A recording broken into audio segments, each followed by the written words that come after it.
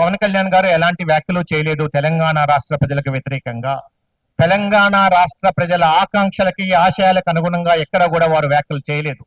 ఇది కొంతమంది వ్యక్తులు వాళ్ళ స్వార్థం కోసం రాజకీయాలు తప్పితే 60 సంవత్సరాలు పోరాడి కొట్లాడి ప్రాణ త్యాగం చేసి సాధించుకున్న తెలంగాణ, ఈ తెలంగాణని ఎలా అభివృద్ధి చేసుకుందాం?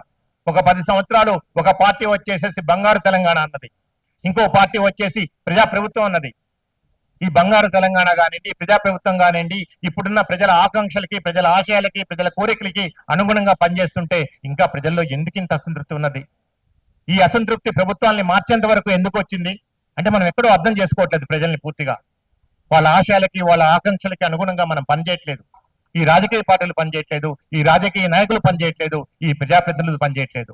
సో కొంతమంది వాళ్ళ స్వార్థ ప్రయోజనాల కోసం మాట్లాడుతున్న మాటలు తప్పితే ఇది ప్రజలకు సంబంధించింది కాదు. And especially Janasena party Telangana గుండె చప్పుడు.